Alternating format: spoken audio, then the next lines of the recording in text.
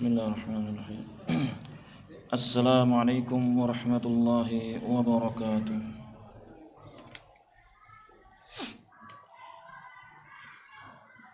Alhamdulillahi rabbil alamin, wassalatu wassalamu ala nabiyyina Muhammadin wa ala alihi wa sahbihi ajma'in. Amma ba'd. Jamaah Masjid As-Salam rahimani wa rahimakumullah. Pada petang hari ini insyaallah kita melanjutkan sedikit tentang pembahasan zakat hewan ternak. Zakat hewan ternak. Dan insyaallah sampai jam 10 menit nanti insyaallah kita lanjutkan dengan menjawab beberapa pertanyaan. Yakni tentang fi sifatil wajib, tentang sifat wajib, sifat zakat yang wajib yang dikeluarkan pada hewan ternak ini. ciri-ciri hewan ternak yang dikeluarkan atau yang dizakatkan. Berkata penulis di sini, wazan al-Islamu bitashni'ihi al-adila bainal masalihi lil fuqara'i wal aghniyai. Islam, yakni agama Islam, menimbang, menyeimbangkan, berbuat adil di dalam pensyariatannya ini antara kemaslahatan, kebaikan bagi orang-orang fakir dan kebaikan bagi orang-orang kayanya dalam masalah zakat ini. Jadi ditimbang keadilan dari kedua pihak ini. Jangan berbuat zalim kepada yang kaya atau jangan memudaratkan kepada yang miskin dalam perkara zakat hewan ternak ini. Fanadaba ila akhdil faqiri huquqahu kamilatan.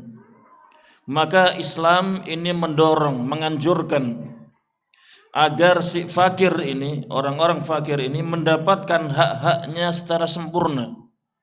Ghaira manqusatin, tidak ada kekurangan sedikit pun. Hak-hak yang hendaknya diberikan kepada para fakir itu benar-benar diberikan kepada mereka orang fakir. Wa nadaba ila mura'ati huquqil aghniyai fi amwalihim, dan juga Islam menganjurkan, mendorong untuk memperhatikan hak-hak orang kayanya juga di dalam harta-harta mereka. Jadi jangan sembarangan mengambil harta orang kaya ini. Benar-benar diperhatikan hak-hak mereka juga. Walidzalika haddada al-wajiba fi zakati bi an yakuna min wasatil mal la min khiyarihi wala min syirarih. Karena mempertimbangkan keadilan di antara kedua pihak, al-fakir dan juga orang kayanya, Islam membatasi, memberikan batasan-batasan di dalam zakat ini. Di dalam zakat ini, yakni hendaknya zakat ini diambil dari harta yang pertengahannya. Dari harta yang pertengahannya, bukan dari harta yang paling baiknya, dan juga bukan harta dari yang paling jeleknya. Jadi benar-benar di harta yang paling pertengahannya, harta yang pertengahannya, bukan harta yang paling baiknya dengan bukan juga harta yang paling jeleknya. Fayajibu 'ala sa'i mura'atus sinil wajibah. Maka wajib bagi as-sa'i, yakni amilnya, wajib bagi si amilnya, amil zakatnya ini memperhatikan usia yang wajib. Usia yang wajib pada hewan ternak yang mau dikeluarkan. Usianya benar-benar diperhatikan. Tidak sembarangan usia hewan ternak kemudian dikeluarkan untuk zakat. Itla yujzi'u aqallu minha, karena sungguhnya karena tidak sah usia hewan zakat yang kurang dari batasan syar'i ini. Apabila usianya kurang, maka ketika dikeluarkan zakat tersebut, hewan tersebut, maka tidak sah, rugi. Sudah keluar barangnya, sudah keluar hewan ternaknya, tapi zakatnya tidak sah. Kenapa tidak sah? Li'annahu idrarun bil fuqara. Karena ini ada kemudaratan bagi mereka orang fakir. Ketika dikeluarkan usianya masih kecil, ada kemudaratan. Harus pada usia yang masih menyusui misalnya untuk zakat. Ya, ini menyusahkan orang fakir saja. Menyusahkan orang fakir, harus menyusui dia manual, dia bikin sendiri minumannya, dia susukan sendiri kepada hewan ternaknya. Ini mudaratkan bagi fakir. Wala ya'khudhu a'la minha, dan juga tidaklah mengambil usia yang lebih darinya. Usia yang sudah 2 tahunan, yang sudah bagus, sudah pantas untuk menjadi dijadikan pejantannya dalam hewan ternaknya, maka ini juga tidak boleh. Li'annahu ijhafun bil aghniya, karena ini merugikan bagi orang kaya. Rugi kalau diambilkan hewan ternak yang masih produktif, diambil untuk dikeluarkan untuk zakat, maka ini merugikan bagi orang kaya. Maka diambil yang pertengahan dalam zakat. Wala ya'khudul maridata, dan seorang amil tidak boleh mengambil hewan ternak yang dalam keadaan sakit. Dalam keadaan sakit tidak boleh. Justru malah menyusahkan orang fakirnya nanti kalau diberikan harta hewan ternak yang dalam keadaan sakit. Wal ma'ibata, dan hewan ternak yang ada cacatnya.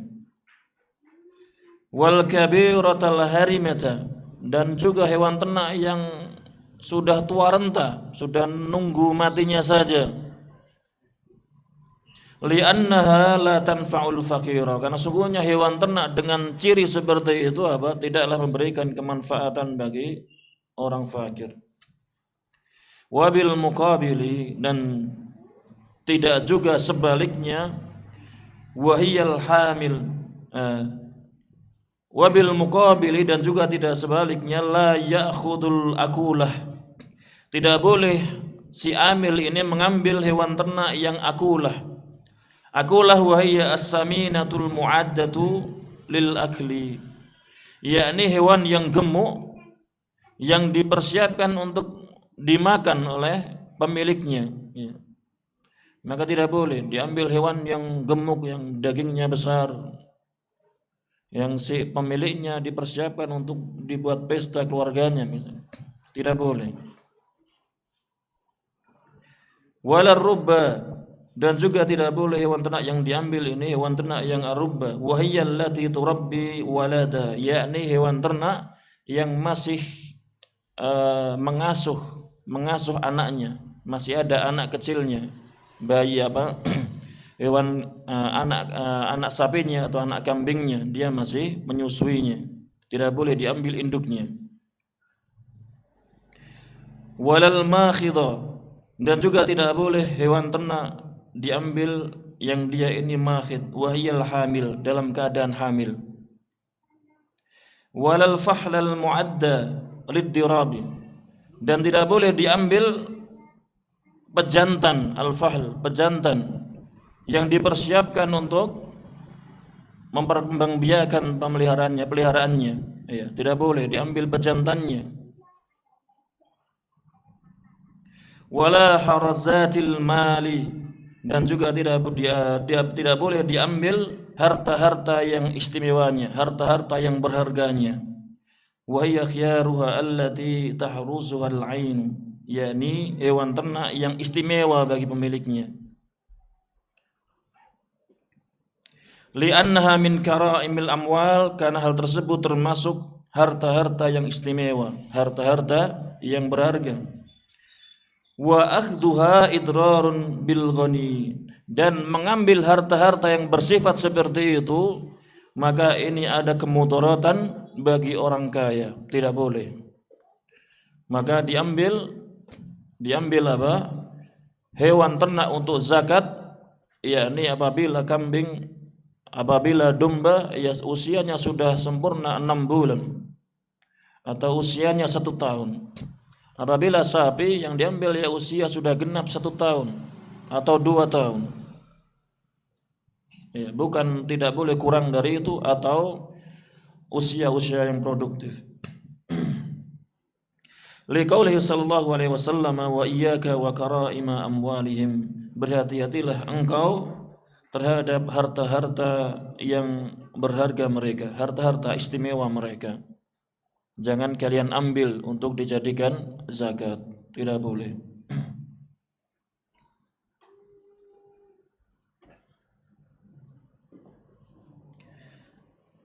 Walima ruya an Umar annahu qala li'amil Sufyan, dan karena apa yang telah diriwayatkan dari Umar bin Khattab radhiyallahu anhu, bahwasanya Umar telah berkata kepada amil zakatnya yang telah ditunjuk, yakni Sufyan. Umar mengatakan, Qul liqaumika, katakanlah kepada kaummu, inna nad'u lakum ar-rubba wal makhidha wa dhatal lahm wa fahlal ghanam wa na'khudul jada'a wa thaniya wa dhalika wasatun bainana wa bainakum fil mal.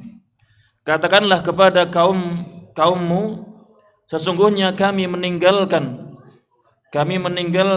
untuk kalian, yakni hewan ternak yang masih menyusui, yang masih memiliki anak kecil. Wal makhid, dan kami membiarkan al makhid, hewan ternak yang hamil. Wadatal lahm, yakni hewan ternak yang gemuk. Wa fahlal ghanam, dan kambing pejantan yang dijadikan pejantan. Wa na'khudul jada wa thani, dan kami mengambil zakat hewan ternak yang usia jada dan thani. Kambing usia 6 bulan 1 tahun, sapi usia 1 tahun 2 tahun. Dan itu adalah sifat pertengahan. Itu adalah pertengahan di antara kami dan kalian di dalam perkara harta, ya, dalam masalah zakat mal ini. Ini sifat yang wajib, sifat zakat yang wajib yang hendaknya diperhatikan bagi seorang amil dalam perkara zakat. Ini saja yang bisa kita bacakan di pertemuan kali ini. Untuk selanjutnya insyaallah kita bacakan beberapa pertanyaan yang masuk.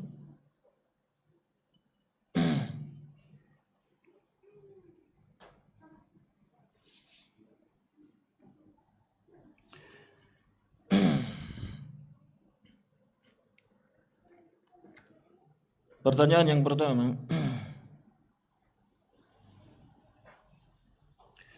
yakni kalau pas jamaah sholat jamaah, di depan kita ada yang batal,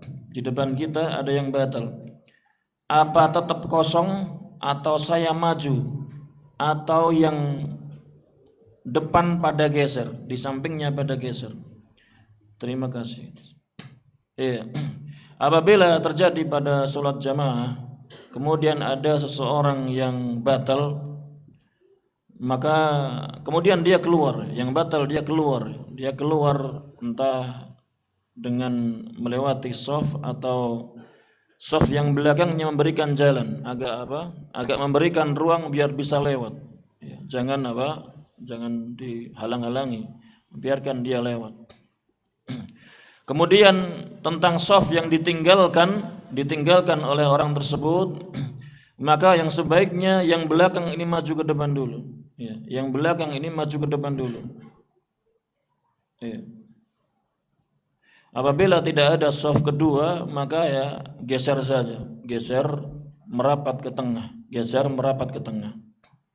ya. Tapi kalau ada shaf di belakangnya, maka hendaknya yang belakang itu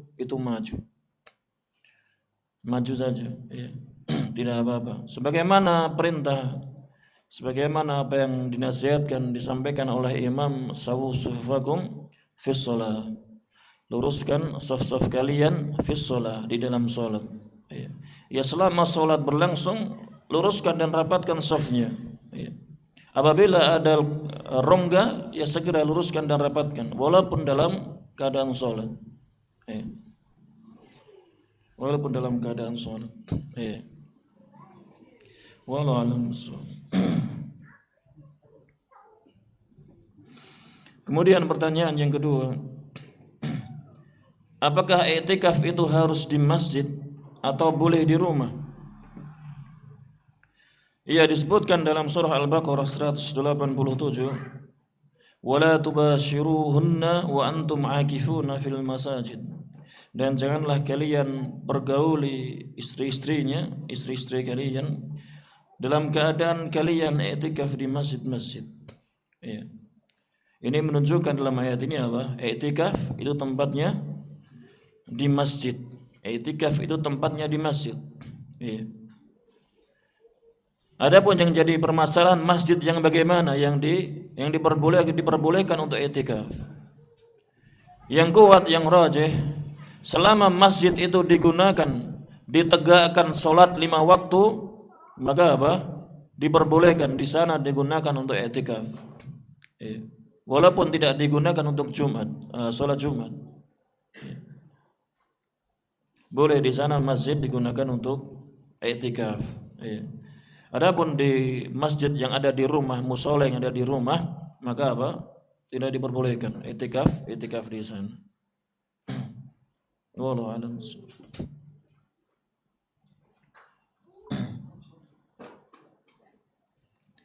Kemudian pertanyaan yang ketiga. Di 10 hari terakhir Ramadan, mohon doa apa yang disunnahkan? Doa apa yang disunnahkan di 10 hari terakhir? Yang ma'ruf ya, sebagaimana hadis Aisyah radhiyallahu anha, yakni apa? Doa Allahumma innaka afuwun tuhibbul afwa fa'fu anni. Banyak diperbaca doa ini selama terkhusus 10 hari terakhir bulan Ramadan ini. Dan semuanya insyaallah sudah hafal doa ini. Dan juga diperbanyak istighfar. Banyak-banyak minta ampun kepada Allah Subhanahu wa taala.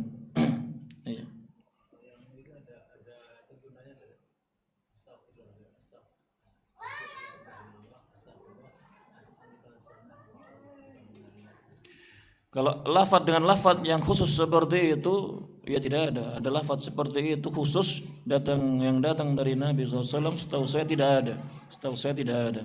Ya, dengan lafaz seperti itu ya. Tapi kalau seorang membaca itu tidak masalah. Tidak ada larangan bagi seorang untuk banyak membaca Asyhadu an la ilaha illallah astaghfirullah as'alukal jannah wa a'udzubika minan nar. Ya enggak masalah. Tidak apa bagi dia memperbanyak doa minta surga, doa minta perlindungan dari neraka, ya tidak bermasalah, tidak ada masalah bagi dia memperbanyak doa seperti itu. Adapun yang warid yang datang dari Nabi SAW, doa Allahumma innaka afuwun tuhibbul afwa fa'fu anni. Wallahu a'lam.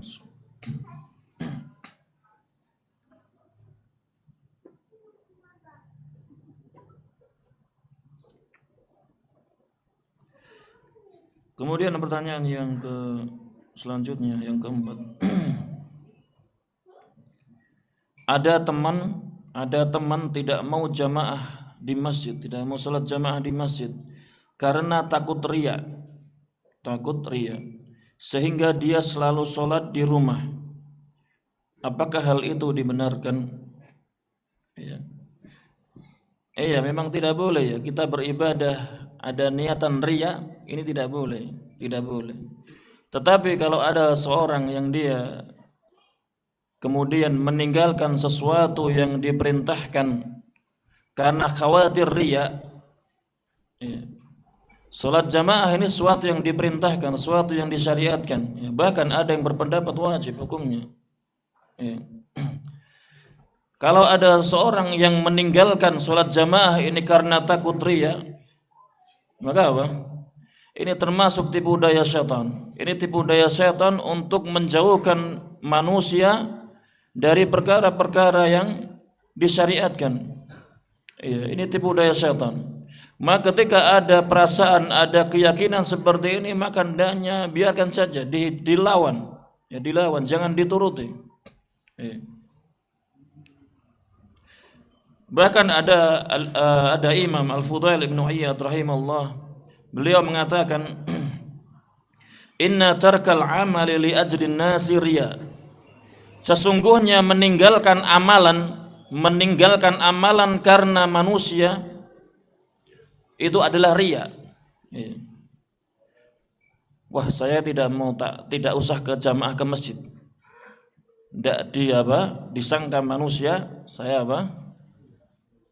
saya taat ibadah atau seorang ahli ibadah, atau dia meninggalkan jamaah karena biar dikira seorang yang menjaga hatinya biar tidak dari terjerumus dalam riya, maka itu riya, maka itu sifat riya. Dia meninggalkan sebuah amalan karena ingin biar dipuji manusia. Wah, biar dipuji apa? Biar dipuji manusia karena manusia. Justru itu riya. Ya, justru itu termasuk perkara yang masuk dalam perkara riya. Maka hendaknya hati-hati. Kalau ada seseorang atau kita mau mengerjakan sebuah amalan soleh, kemudian terbesit di hati kita khawatir riya, maka hendaknya dilawan. Biarkan saja perasaan seperti itu. Hendaknya dia terus melanjutkan amal solehnya dengan tanpa ada perasaan riya tersebut. Hendaknya dia meminta pertolongan kepada Allah Subhanahu wa taala agar dijauhkan dari sifat riya. Wallahu a'lam. Jadi Jadi tidak boleh ada seorang yang meninggalkan salat jamaah karena takut riya. Tidak boleh. Kemudian pertanyaan yang kelima,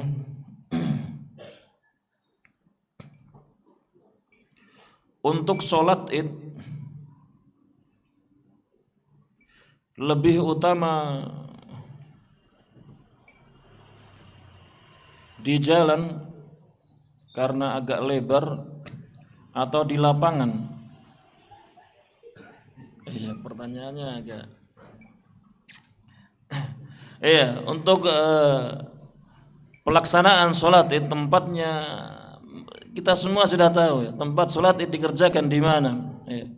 Para imam, para ulama kita rahimahumullah taala, kebanyakan mereka berpendapat yang paling utama yakni mana?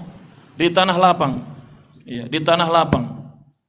Di tanah yang sangat luas, yang bisa menampung manusia. Sehingga mereka orang-orang kufar, orang-orang yang non muslim, mereka akan melihat bagaimana kaum muslimin yang mereka berkumpul di suatu tempat yang benar-benar kaum muslimin itu besar, memiliki kekuatan dan seterusnya. Ya. Bukan terpecah-pecah di sana ada jamaah kecil, sana ada jamaah kecil, ada jamaah kecil. Ya bukan, tidak ada syiar Islam di situ. Ketika ada syiar Islam, ketika ada perjalanan menuju keluar kampungnya, kemudian menuju tanah lapang, menuju tanah lapang. Bahkan tempat-tempat yang kita lewati menuju tanah lapang, di sana akan menjadi saksi-saksi untuk kita nanti di yaumul qiyamah. Jadi tempat yang paling afdal untuk sholat id yakni di tanah lapang. Ini menurut kebanyakan para ulama. Adapun Asy-Syafi'i rahimahullah, beliau berpendapat yang utama yakni di masjid yang luas. Di masjid yang luas, di masjid yang bisa menampung banyak manusia. Karena menurut beliau tempat yang paling utama yakni di masjid. Kalau ada masjid yang luas bisa menampung sebagaimana tanah lapang bisa menampung manusia, maka masjid lebih utama kata beliau Imam Syafi'i rahimahullah. Sebagaimana di Masjidil Haram, maka kalau di Mekah yang salat id dikerjakan di Masjidil Haram. Iya.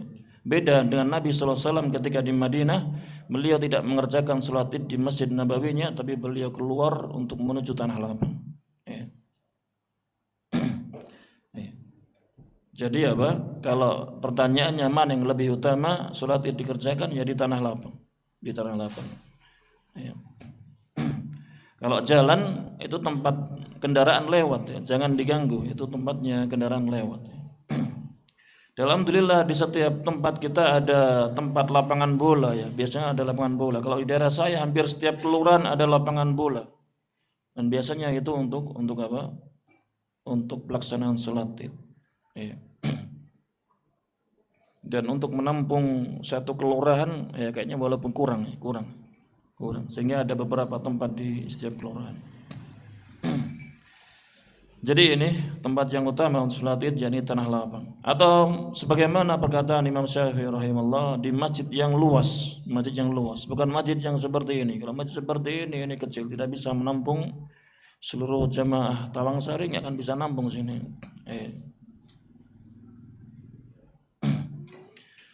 Wallahu a'lam. maka hendaknya cari sesuatu yang paling utamanya, yang lebih utamanya. Kemudian pertanyaan yang selanjutnya, adakah jaminan orang yang selalu berjamaah akan diwafatkan dalam husnul khatimah? Ada jaminan? Iya, kalau orangnya itu ikhlas dalam beribadah, dalam sholat berjamaahnya itu dia ikhlas, benar-benar ikhlas karena Allah Subhanahu wa taala. Iya.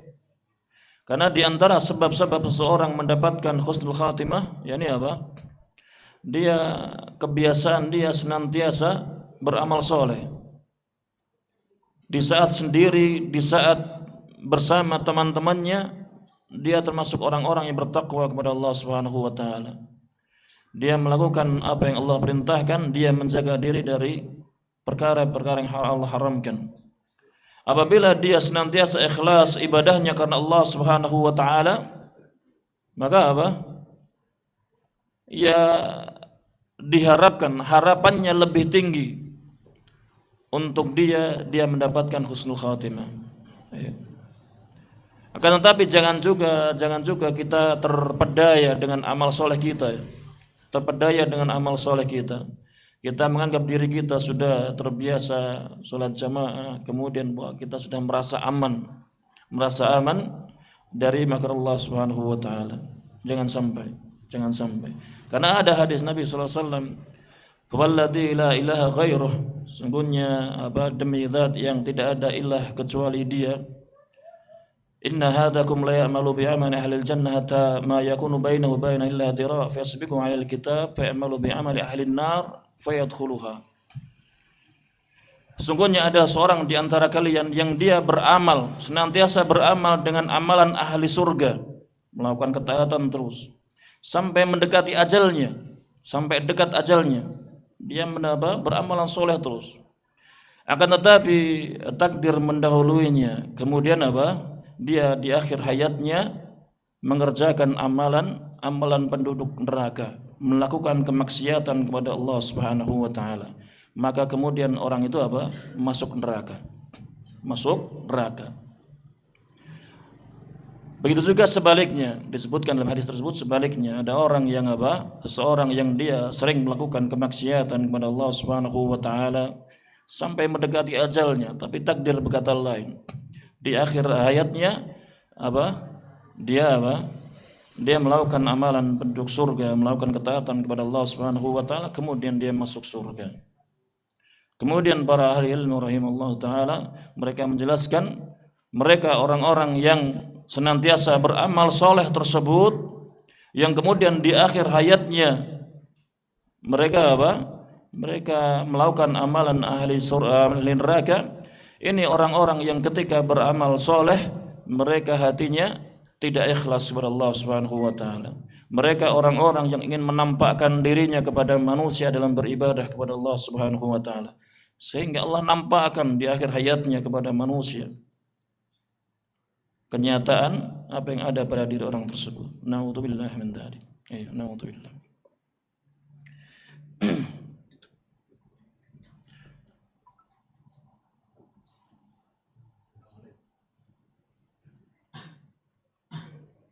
Pertanyaan yang selanjutnya. Bacaan rukuk dan sujud itu sampai wa bihamdihi atau hanya subhana rabbiyal a'la saja? Bacaan rukuk ini yang masyhur, yang ma'ruf di kalangan kita, yakni subhana rabbiyal azim. Ketika rukuk subhana rabbiyal azim, ketika sujud subhana rabbiyal a'la. Ini datang dari hadis Hudzaifah radhiyallahu anhu disebutkan dengan lafaz subhana rabbiyal azim ketika rukuk, subhana rabbiyal a'la ketika sujud. Adapun dengan lafaz subhana rabbiyal azim wa bihamdih, maka ini ada datang dari beberapa riwayat. Disebutkan dari sahabat Uqbah ibn Amir radhiyallahu anhu dalam riwayat Abu Dawud dan juga At-Tirmidzi. Ada tambahan wa bihamdihi. Akan tetapi tambahan ini lemah. Tambahan ini hadisnya lemah. Al-Albani rahimahullah, beliau yang awalnya mensahihkan hadis ini. Ada tambahan subhan rabbiyal azim wa bihamdi. Kemudian beliau tarujuk. Kemudian beliau mendhaifkan hadis ini, melemahkan hadis yang ada tambahan wa bihamdihi. Al-Imam Ahmad bin Hanbal rahimahullah, beliau ditanya tentang ini, tentang kalimat wa bihamdihi. Beliau menjawab, "Ama ana fala aqulu wa bihamdi." Adapun saya, maka saya tidak membaca wa bihamdihi. Imam Ahmad mengatakan apa? Cukup mengatakan subhana rabbiyal azim atau subhana rabbiyal ala, dan aku tidak membaca wa bihamdihi. Ya. Karena memang hadisnya ini ada kecacatan dalam sanad-sanadnya. Adapun kalau mau membaca ada wa bihamdihi, maka baca dengan redaksinya hadis Aisyah radhiyallahu anha. Subhanakallahumma rabbana bihamdikallahumma ighfir. Ada wa bihamdikanya situ.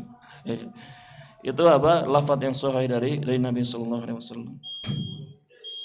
Wallahu a'lam. Insyaallah kita lanjutkan di pertemuan yang akan datang. Akhiri wa sallallahu nabiyina Muhammadin wa ala alihi washabbihi wasallam. Jazakumullahu khairan. Wassalamu alaikum warahmatullahi wabarakatuh.